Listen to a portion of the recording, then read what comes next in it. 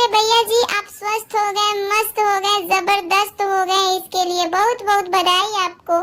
और ये क्या भैया जी, हमने सोचा था कोई बड़ा वाला विस्फोट होगा आपके चैनल पे, क्योंकि आपने 2 दिन पहले कम्युनिटी डाला था कि किसी के बारे में बताएंगे, जो भरोसा जो विश्वास टूटा है। और ये क्या आप फिर से चापलूसी कर रहे हैं? वीडियो में जगत दीदी को बहुत अच्छे से कवर कर रहे हैं उसका ढाल बनके, और अपने खानदान को, उनके खानदान को बदनाम कर रहे हैं। कह रहे हैं कि हम दोनों का साथ सातों जन्म तक बना रहेगा, चाहे मेरे खानदान वाले को दिक्कत हो या उनके खानदान वाले को दिक्कत हो।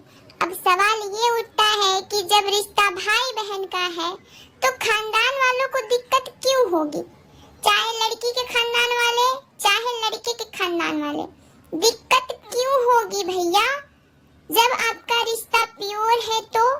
और ये ड्रामे श्रामे क्यों कर रहे हैं? इतना झूठ हमने पहले ही वीडियो में बताया था कि प्लीज भैया जी इस बार कोई झूठ मत बोलिएगा। ऑडियंस आपकी बहुत चालाक हो गई है। आप लोगों का परपंच देख देख के हम लोग बहुत चालाक हो गए हैं। हम लोग एकदम से पकड़ लेते हैं आपका झूठ, और आपका झूठ आपके चेहरे पे साफ साफ दिख रहा है। कितने नर्वस दिख रहे हो भैया जी आप? पूरी तरह से ठीक हो जाते तब आते। बताओ कैसा चेहरा लग रहा है आपका? बिल्कुल कॉन्फिडेंस लूज हो गया है आपका, बिल्कुल। कह रहे हैं कि ये मेरा पर्सनल मैटर है, मैं आप लोगों को क्यों बताऊं? उधर जगत दीदी भी कह रही है ये मेरा पर्सनल मैटर है, आप लोगों को क्यों बताऊं? भैया जी 1 साल पहले आपका कोई भी मैटर पर्सनल नहीं था, आज आप लोगों का पर्सनल मैटर हो गया है। जनता जवाब चाहती है तो आप लोग पीछा छुड़ा रहे हो, झूठी कहानियां सुना रहे हो। आपको क्या लगता है भैया जी आपकी ये झूठी जो कहानी थी उस पे सब लोग बिलीव कर लेंगे? भैया जी हम कभी बिलीव नहीं करेंगे, क्योंकि इससे पहले भी आपने झूठ बोला था कि आपकी पार्टी में रसगुल्ला चला था। हमको तो ये समझ नहीं आता गाइस, ये लोग इतने बड़े बड़े चैनल के मालिक हो गए हैं और इतना अच्छे से सफाई से झूठ कैसे बोल लेते हैं, जबकि इनको पता है कि ये झूठ हमारा हजम नहीं होगा। सारे रिएक्शन चैनल वाले पोल खोल देंगे हमारी।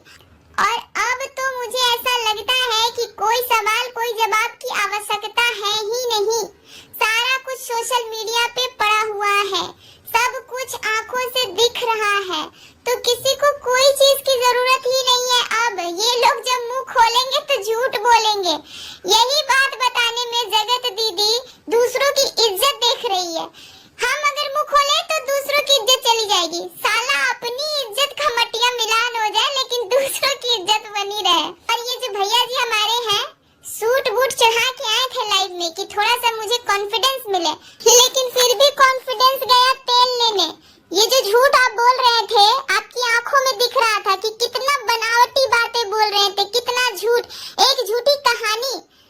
गाइस हम लोग इस कहानी पे दूसरे वाले वीडियो में बात करेंगे कि भैया दीदी की स्टोरी जो है अभी और भी आनी बाकी है। अभी और भी बाकी सारी चीजें हो रही हैं जो आप लोगों को शायद पता भी नहीं है। धीरे धीरे आप सब जान पाएंगे कि कहानी में क्या ट्विस्ट आया था। ये जो भैया बता रहे हैं इसकी बात पे बिल्कुल भी भरोसा मत कीजिए, भैया कोरा झूठ बोल रहे हैं। और ये क्या भैया जी, जिस जनता ने आपको इतना प्यार दिया, आपकी प्यारी दीदी को इतना प्यार दिया, उसी जनता पे आप ब्लेम डाल रहे हैं कि पिछले 1 साल से कोशिश किया जा रहा है कि ये दोनों एक दूसरे से अलग हो जाए। सोशल मीडिया पे इतना ज्यादा कमेंट, इतना ज्यादा नेगेटिव वीडियो बन रहे हैं कि ये दोनों एक दूसरे से अलग हो जाए। भला भाई बहन को एक दूसरे से अलग करके जनता को क्या मिलेगा भैया? जनता तो खुद ये चाहती थी कि आप अपनी बहन की सगाई में जाएं, और वो जो होता है ना फूलों का चादर, उसको एक तरफ से आप थामे और एक तरफ से चीनू भैया, और बीच में आपकी प्यारी दीदी चले।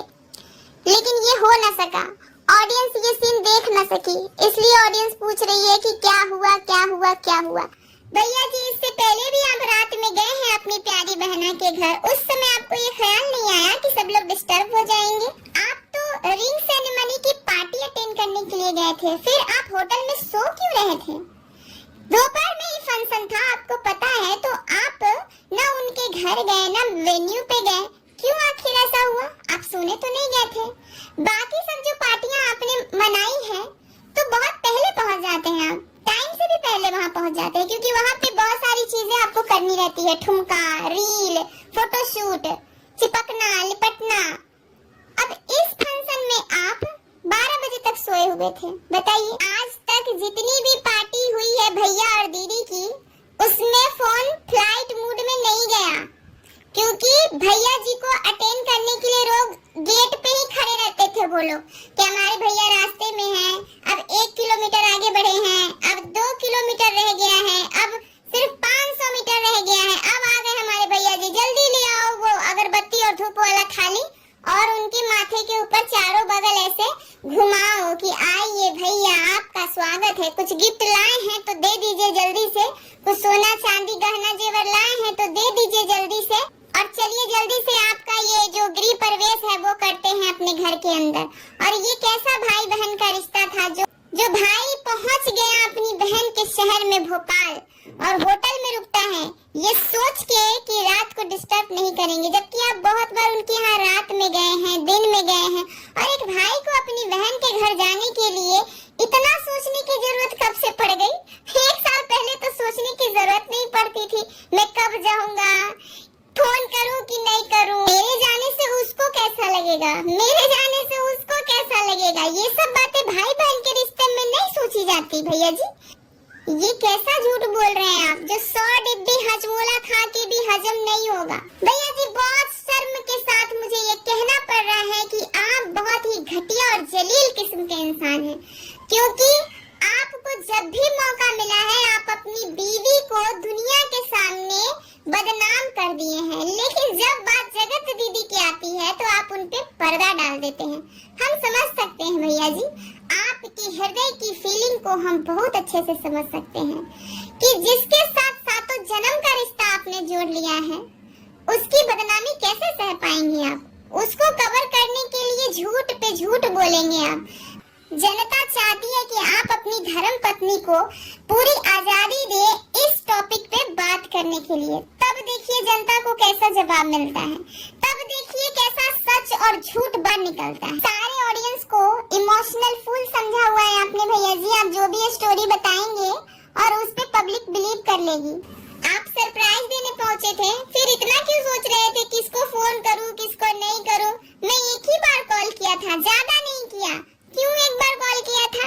आपके मोबाइल में रिचार्ज खत्म हो गया था। सब पार्टी में ही थे ना, किसी ने आपका फोन नहीं उठाया, जबकि सबका नंबर आपके पास था। चलो ठीक है भैया जी, आपका ये झूठ भी हम हजम कर लेते हैं कि दीदी का दोनों मोबाइल फ्लाइट मोड में था, लेकिन भैया का तो था, भाभी का तो था, और भी उनके घर में बहुत सारे मेंबर हैं, सबका मोबाइल एक ही साथ फ्लाइट मोड पे चला गया था।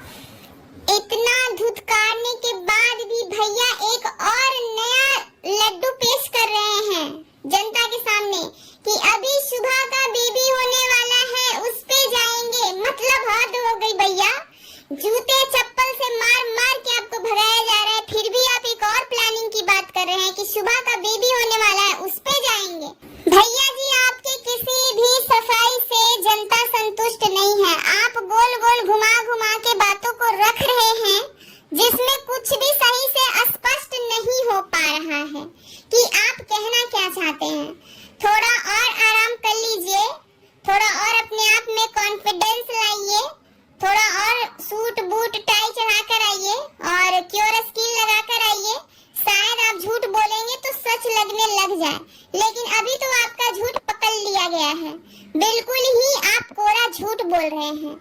मिलते हैं दूसरे वाले वीडियो में गाइस, तब तक के लिए आप सब चैनल को सब्सक्राइब